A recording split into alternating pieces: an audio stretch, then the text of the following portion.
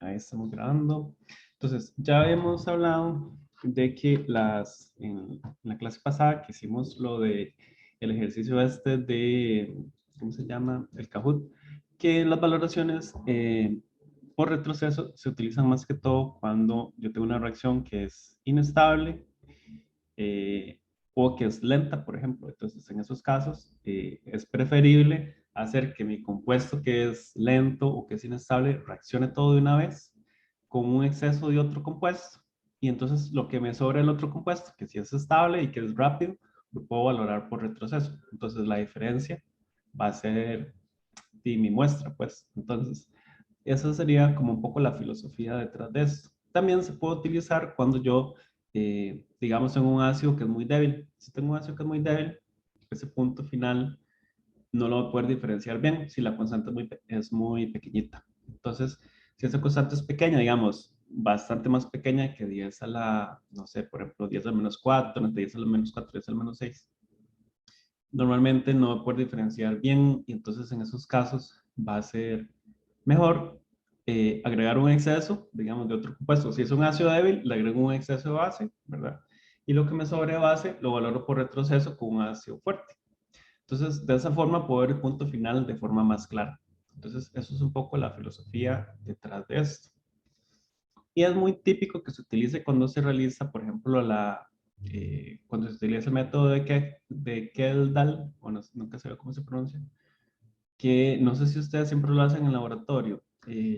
No sé si siempre le dejaron esta práctica o esa es una de las que eliminaron. No sé cómo andan con eso, no sé si ya lo han visto, este método.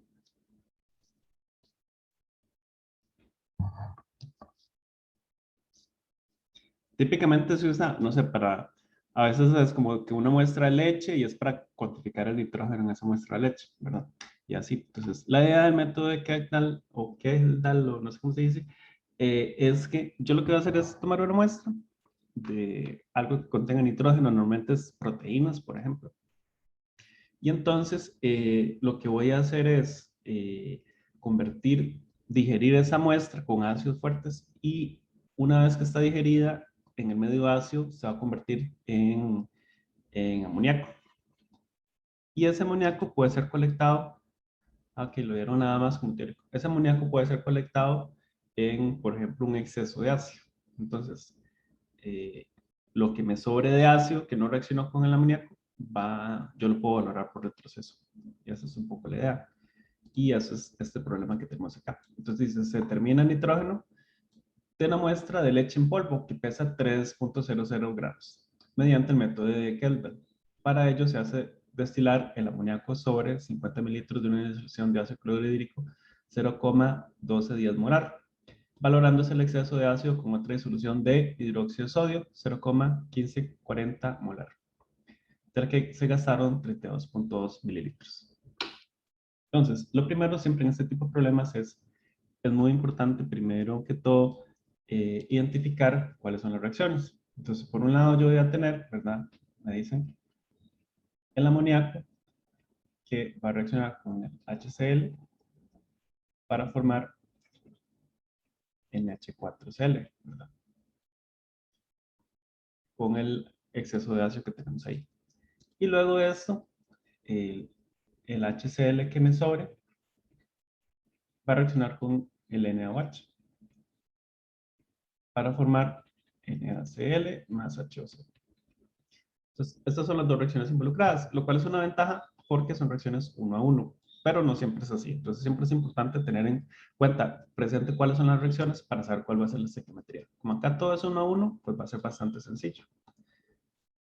Entonces, ¿qué va a pasar? Imaginemos que yo voy a tener entonces mi equipo volumétrico, digamos un Erlenmeyer o es algún tubo, lo que sea, y acá yo voy a ir recogiendo el amoníaco, ¿verdad? Entonces voy a tener acá amoníaco, esto va a ser lo azul, digamos que va a ser HCl, ¿verdad? Y sobre este HCl yo voy recogiendo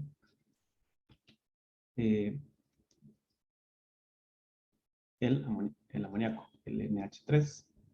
Entonces, parte de este NH3 va a reaccionar con el HCl. Entonces, digamos, una parte, digamos, esto, me va a estar reaccionando con el HCl. Y entonces, este exceso de HCl que me quedó acá, yo lo voy a valorar ahora con NaOH.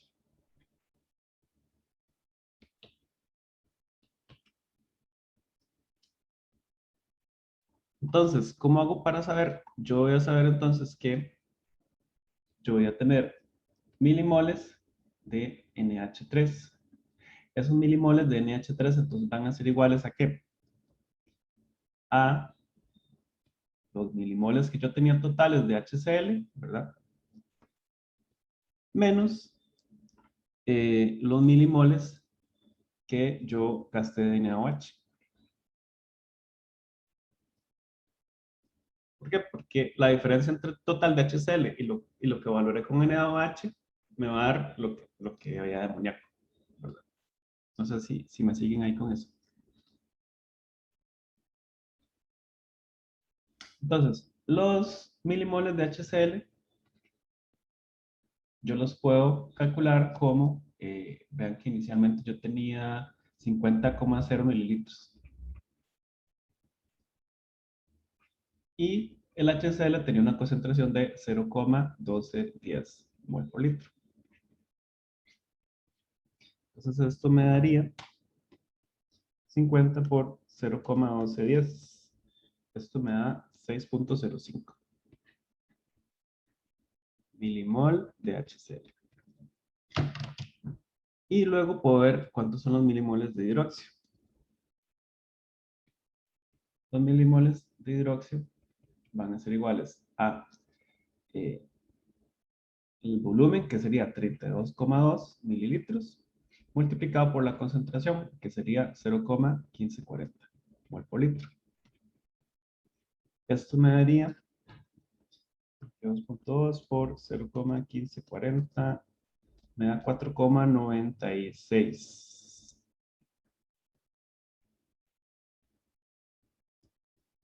milimol de NaOH. Entonces, ¿cuántos serían los milimoles de NH3? Entonces sería 6,05 menos 9,46. 6,05 menos 9,46. Esto me da. Perdón, 4,96, no. Pues, sí, yo ya lo vi. Ya me está dando negativo.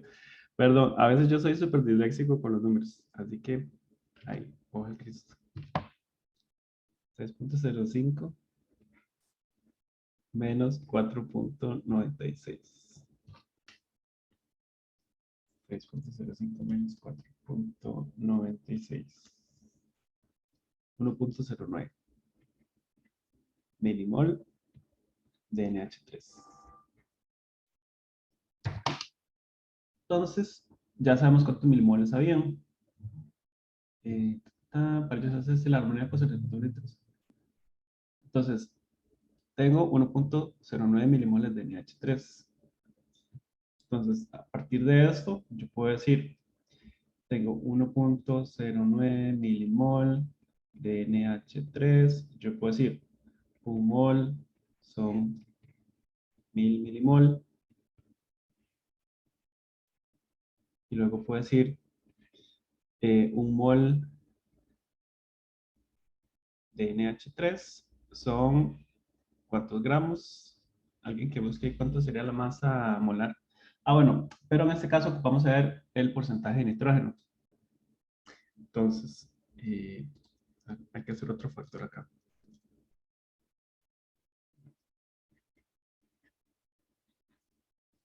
Entonces, yo sé que un mol de NH3 va a tener un mol de nitrógeno. Y un mol de nitrógeno va a tener ¿cuántos gramos? ¿Cuánto es la masa molar del hidrógeno? Como del nitrógeno creo que era como 14.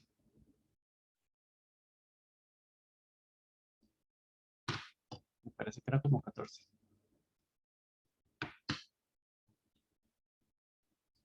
¿Cuánto era?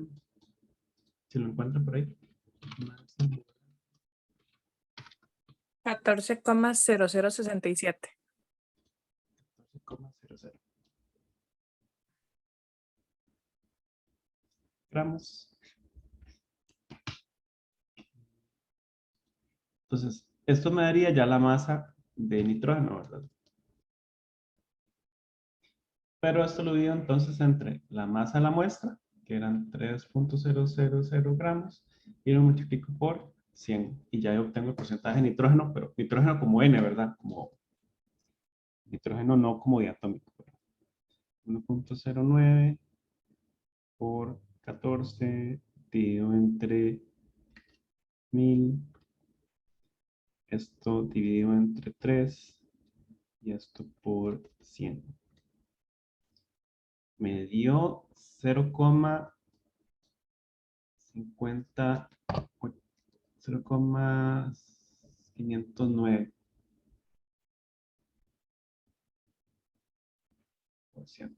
de nitrógeno. Ahora me dicen si el factor de conversión de nitrógeno en proteína es 6,38, ¿qué cantidad de proteínas contiene la masa de muestra analizada? Entonces, acá yo podría, pues básicamente modificar el factor de conversión. Entonces, 1,09 milimol de NH3, y yo digo, un mol de NH3 son 1000 milimol, y luego digo, un mol de NH3 son un mol de nitrógeno, y luego digo, un mol de N son 14,0 gramos de nitrógeno, y luego multiplico acá el factor de conversión de nitrógeno en proteína es 6,38. Entonces yo digo, un gramo de nitrógenos, 6,38 de proteína.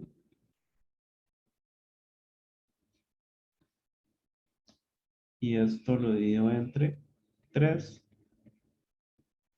y lo multiplico por 100.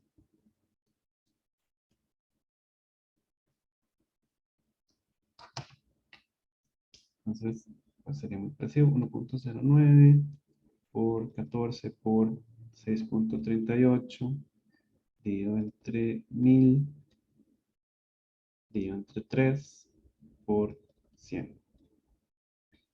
Esto me da 3,24.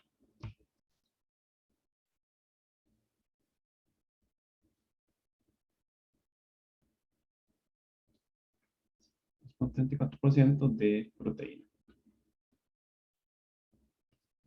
Entonces, eso sería la forma de hacer la conversión. Normalmente se hace así porque ya se sabe, digamos, en la muestra, qué sé yo, por ejemplo, de leche, que si tiene cierta proteína, la caseína o no sé cuál será en este caso, posiblemente caseína, entonces ya se sabe más o menos la relación entre cuántos nitrógenos hay por cada proteína, ¿verdad? Entonces, de ahí sale ese factor de conversión que de convertir de gramos de nitrógeno a gramos de proteína.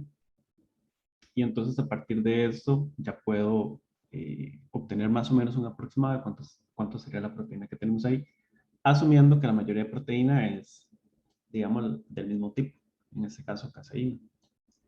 Entonces, eso sería un ejemplo típico de una valoración por retroceso. No sé si tienen alguna duda con esto. ¿Alguna consulta? Pues vean que aquí lo más importante es identificar las relaciones estequiométricas y además ver qué tengo que restar acá, a qué, al final de cuentas, ¿verdad? ¿Cuál es el sentido que tiene? Y si por eso siempre es como muy, muy útil tener un diagrama como este, ¿verdad? Para saber a qué tengo que restarle qué para obtener mi analito, ¿verdad? Es como sumamente importante, como en el abordaje de este tipo de preguntas. ¿Alguna consulta? No sé si tienen dudas con alguna otra parte de lo que hemos visto, o alguna consulta con algún problema en específico o algo así.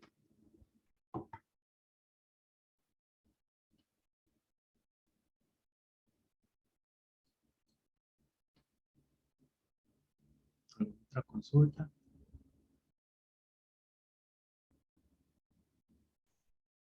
Ok. Si no, podemos ir directamente a leer el análisis de casos de Stacks.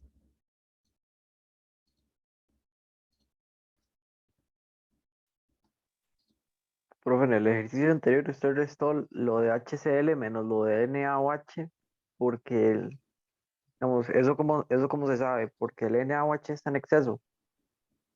A ver, el problema decía, así, decía, se pesa la muestra de 3 gramos y se digiere mediante el método de Kelvin. Dice, para ello se destila amoníaco, ¿verdad? En una disolución de ácido clorhídrico, valorándose el exceso, o sea, el exceso del ácido clorhídrico con el NaOH. Entonces, lo que me están diciendo es que lo que está en exceso es el ácido clorhídrico. Entonces, ahí yo ya identifico que, digamos, mi especie en exceso va a ser el HCl. Y con lo que yo valoro por retroceso va a ser el NOH. Entonces quiere decir que si yo quiero saber cuánto es mi analito, al que está en exceso tengo que restarle con el que valoro por retroceso. Normalmente es así. O sea, yo tengo un reactivo en exceso o un compuesto en exceso y a ese lo valoro por retroceso con un valorante. Entonces, típicamente yo siempre al que está en exceso le resto el valorante y eso debería darme el analito. Pero otra vez, ojo con las relaciones estequiométricas, porque tengo que tomar en cuenta la estequiometría de la reacción también. Pero eso es un poco la idea siempre en estos casos. Ok, gracias. Con gusto. ¿Alguna otra consulta, chiquillos, chiquillos? Esos problemas en realidad son muy de matemáticas, al final de cuentas. Son como muy de mate. Es como, digamos, sumas y restas, pero con estequiometría. Entonces hay que saber qué hay que restarle a qué. Eso es como el cuidado que hay que tener ahí. Porque es como sumas y restas, pero con química por medio. Ok, vamos a hacer el análisis de casos entonces. Ya está habilitado el análisis de casos. Entonces, son, igual que siempre, vamos a ver. ¿A qué hora será que se habilitaba esto?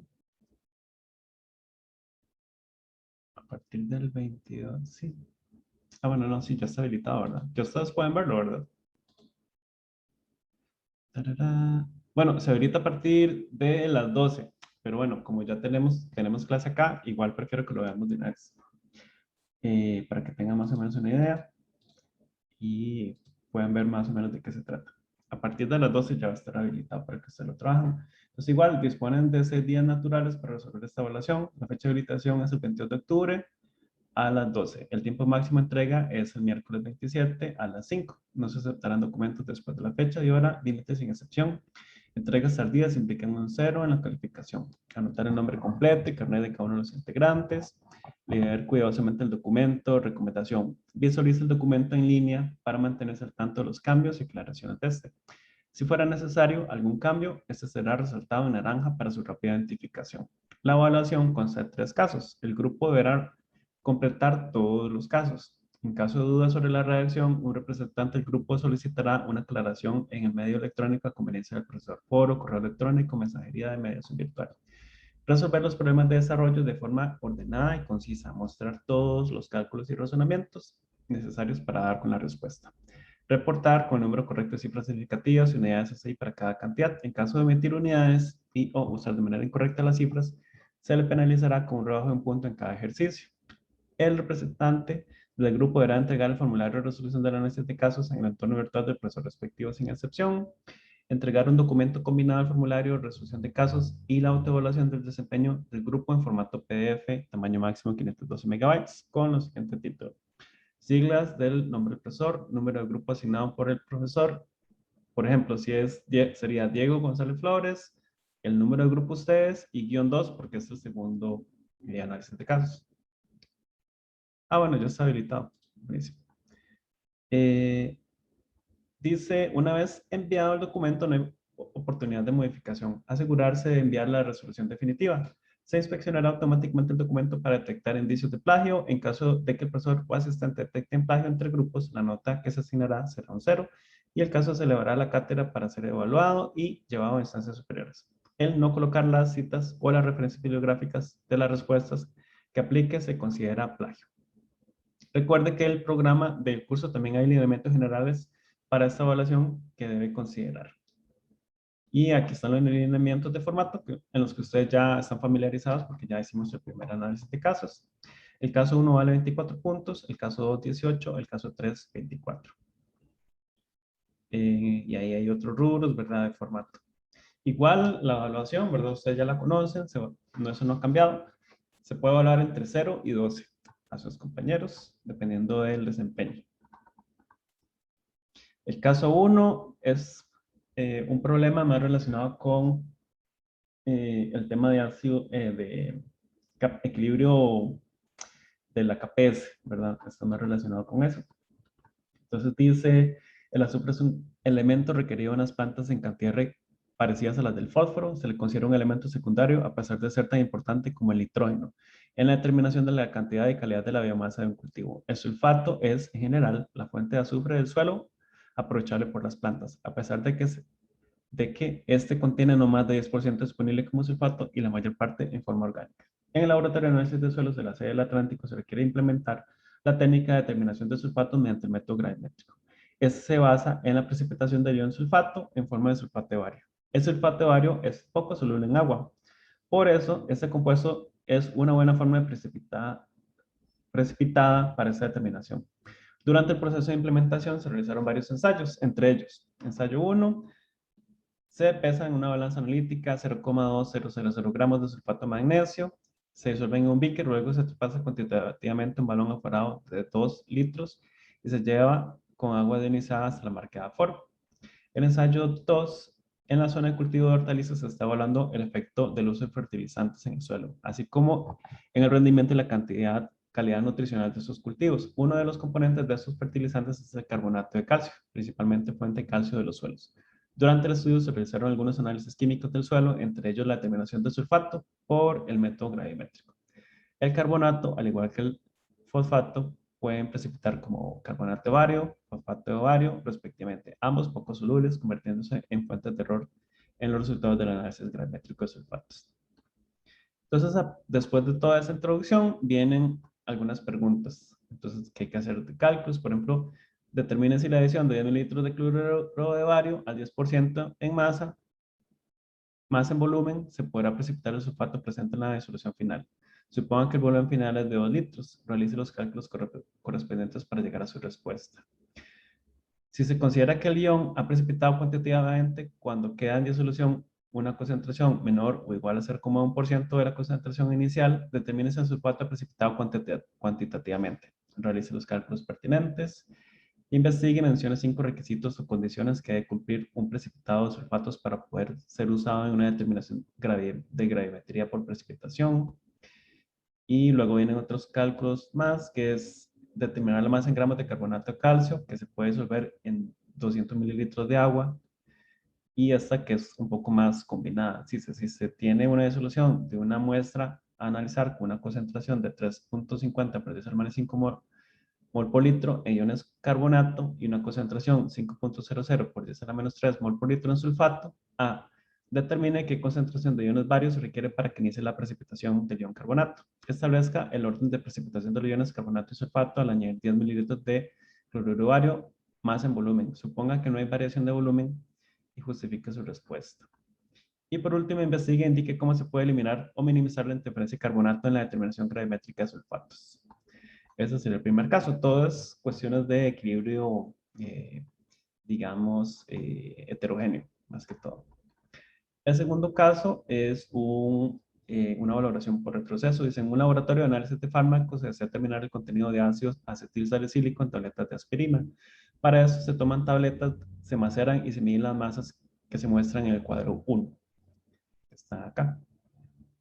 A cada muestra se le agrega un volumen de 30 mililitros de una disolución estándar de hidróxido de sodio, 0,0906 mol por litro, y se le agrega unos 20 mililitros de agua. Luego se lleva a la plantilla y se calienta ligeramente por unos 10 minutos hasta disolver.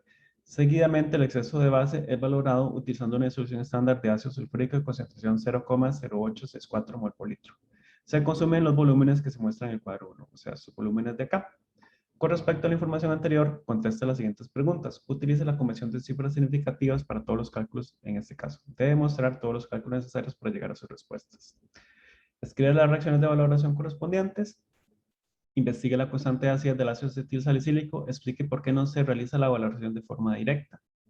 Escoja un indicador del cuadro 1 adecuado que podría usarse en esta valoración. Realice un diagrama aproximado de la curva de valoración y señale en ella el rango de viraje del indicador seleccionado. Con base en lo anterior, explique por qué ese indicador es adecuado para esta valoración. Determine el porcentaje en masa del ácido acetil salicílico en cada réplica. Realice la demostración de cálculo para una de las réplicas. Indique cuál. El analista tiene sospecha que realizó mal una de las mediciones. Realice una prueba de descarte de datos e indique si alguna de las mediciones se puede descartar. Y por último, reporte el resultado utilizando una medida de tendencia central adecuada y calcule el DPR. Esa sería la pregunta 2. El caso 3 es un caso que es un poco mezclado, tiene como un par de cosas mezcladas, pero es más que todo sobre mezclas de ácidos o bases. Dice, en un laboratorio se debe determinar la composición de una muestra incógnita. Para ello, el procedimiento consta de dos partes. La estandarización de una disolución de ácido perclórico, que se usará para valorar la muestra incógnita, y la determinación de composición de la muestra incógnita. O sea, hay una disolución estándar que se prepara primero.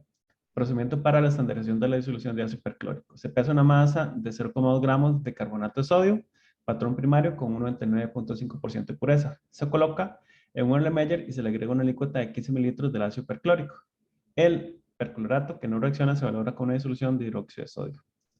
Este procedimiento se realizó por tipicado. Los volúmenes consumidos se indican en el cuadro 3, que serían estos volúmenes de acá. Luego está la otra parte que es determinación de la composición de la muestra incógnita. Dice, se trasvasa cuantitativamente el contenido de una muestra incógnita a un balón de 100 mililitros. Se toma una alícuota de 15 mililitros de la disolución anterior y se trasvasa un balón de 50, que se afora con agua destilada. De la disolución anterior se toma una alícuota de 25 para su valoración. La incógnita puede contener sulfato de sodio, sulfito de sodio, hidrógeno sulfito de sodio o hidróxido de sodio, solos o en una mezcla compatible. La valoración consume 12 mililitros hasta el primer punto de viraje del indicador rojo de metilo y 34 mililitros al segundo punto de viraje del indicador azul de timol. Con respecto a la información anterior, conteste las siguientes preguntas. Utilice la convención de cifras significativas para todos los cálculos de este caso. Para los valores de pH, utilice 2 decimales en cada caso para reportar el resultado. Debe mostrar todos los cálculos necesarios para llegar a sus respuestas. Dice, indique las dos reacciones involucradas en el proceso de la estandarización de la disolución de ácido perclórico. Con los datos de la valoración que se indican en el cuadro 3, calcule la concentración del ácido perclórico para cada una de las réplicas, reporte el valor de la mediana como resultado final. Indique la composición de la disolución incógnita, justifique su respuesta, debe indicar la relación que existe entre los volúmenes consumidos durante la valoración con la composición de la muestra, cómo seleccionó la o las especies que determinó y cómo descartó las demás. O sea, tienen que hacer un análisis de cuáles muestras pueden descartarse y por qué, y decir entonces cuáles seleccionó y por qué esas son las que están en esa mezcla, que tiene que ser una mezcla compatible. Y escribe la ecuación para determinar los gramos del o los compuestos presentes en la muestra incógnita. Luego dice, indique la cantidad de gramos del compuesto o los compuestos presentes en la muestra incógnita según su composición. Y por último, determine los valores de pH para ambos puntos de viraje, o sea, para el primer punto de equivalencia y para el segundo punto de equivalencia, en este caso. Eso sería, entonces, el análisis de caso ya completo. Serían esos tres problemas. No sé si tienen alguna pregunta técnica así de momento o alguna duda en específico. Lo que vamos a hacer es, ustedes van a trabajar en estos días en el análisis de casos y esta vez lo que vamos a hacer para el día martes, para trabajar tal vez un poco más ordenado, es yo les voy a mandar un correo con citas para los diferentes grupos. Entonces, somos 13 grupos y a cada uno le voy a dar una cita con 10 minutos de tiempo. Entonces, para que traigan programado dentro de esos 10 minutos, cuáles son las preguntas que tienen ustedes. ¿verdad? Eso sería en este caso la idea. Que entonces vamos a tener esos 10 minutos con cada grupo para aclarar las posibles dudas. Y recordemos que hay un grupo, no me acuerdo quién era, que se había ganado la vez pasada el derecho a ayuda en una de las secciones, ¿verdad? Entonces, también para que me recuerden eso. Si no tienen, no sé si tienen alguna consulta, alguna pregunta con respecto al análisis de casos. Recuerda que hemos visto problemas similares, entonces pueden repasar también las clases para ver algunos de esos problemas que hemos resuelto. Ahí están disponibles en mediación y también en YouTube. Profe, ¿ya me puedo quedar un toquecito al final? Sí, sí, sí, claro, no hay problema. ¿Alguna otra pregunta?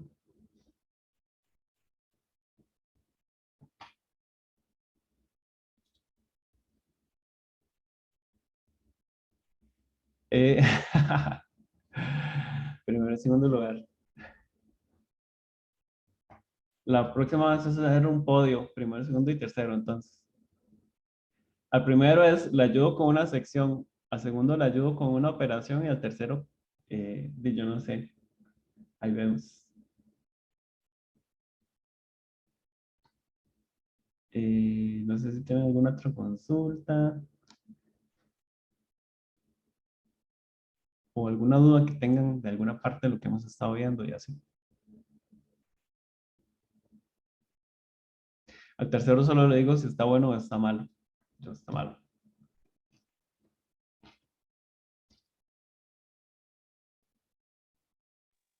De mi parte no, profe. Muchas gracias. Listo, con mucho gusto. Entonces, di Cristian, si querés, puedo hacer ahí como una sala y podemos, no sé, o lo que tenés son que como alguna consulta en específico o no Es sé. una consulta sobre sobre el mini proyecto. Es que, vieras que yo lo entregué a fecha, ¿verdad? Como 3 horas antes de que cerrara y hasta el momento, y estoy buscándolo ahorita, lo que pasa es que no lo encuentro, no he recibido la nota, digámoslo así.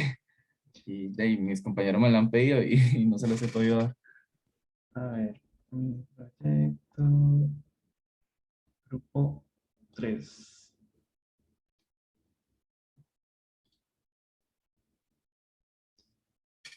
A ver, Cristian. Cristian.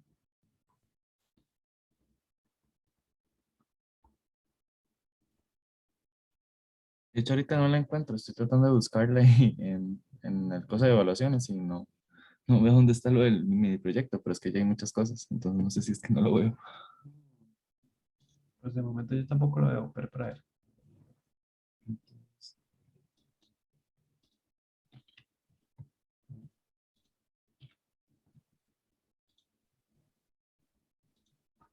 ¿Cómo es la cosa? Es- De hecho, esto le envié como cuando entregamos el proyecto a los compañeros, ahí por cualquier cosa, si no aparece, cuando ya leí como confirmar y todo. Qué raro, Que salió pero ahora ¿lo el mandó proyecto. usted o lo mandó alguien más? No, lo mandé yo. Ve, Luis, Catalina, Kimberly. ¿Usted tiene un primer nombre? sí, Cristian Castro, Cristian Francisco Castro López.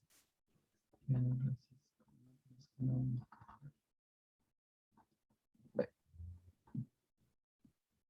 porque sí lo enviamos, o sea, porque sí estoy muy seguro que lo envié. Decía aquí como estatus de entrega no calificado, enviado para calificar, fecha de entrega viernes 1.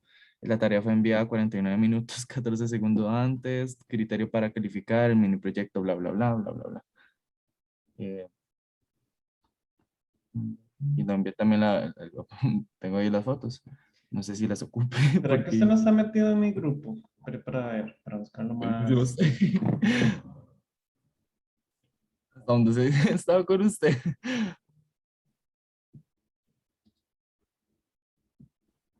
A ver, usuarios escritos. Capaz que me equivoqué de grupo, ¿no? Desde el inicio del semestre y no me he dado cuenta. ¿Cómo escribe usted su nombre? Perdón. Cristian con H después de la T. Cristian, ok. Cristian Francisco. Ah, sí, es que usted no está. Ya, deme para editar un toque. Sí. O 3. Por eso es que no aparece ahí. Guardar. A ver si ahora sí me aparece. Qué raro.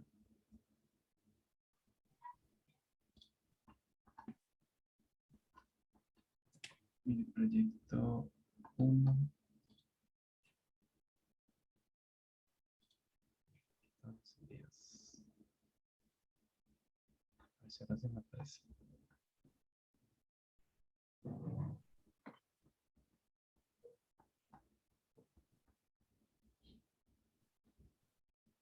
Cristian. Ajá.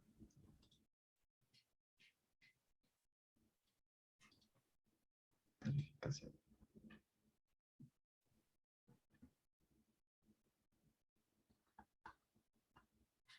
Ah, pero es que entonces no está calificado porque vos no aparecías en mi grupo. ¿Por qué no, profe? No sé. Ay, Pero Dios ya te mío. agregué. Ok. Pero ahí está. Entonces no hay problema. Yo lo reviso y te paso las notas importantes. Casi me da un infarto, ya, y como que rayos. Y le dije a los compañeros míos que y pues le enviaron un mensaje, pero creo que no lo hicieron, me imagino. Sí, no, pero no hay problema, tranquilo. Ahí está. Entonces yo lo reviso y les paso las notas importantes. Está bien, profe, cuídese Sí. mucho. Hasta Nada luego. más bien, que dicha que me dijo porque no me daba cuenta que no aparecía ahí. Tranquilo. No hay ningún problema con ninguna nota, porfa, dígame que no. No, de momento Ok, no. ok. Tranquilo. Bueno, hasta luego. Gracias. Bueno, chao, con gusto.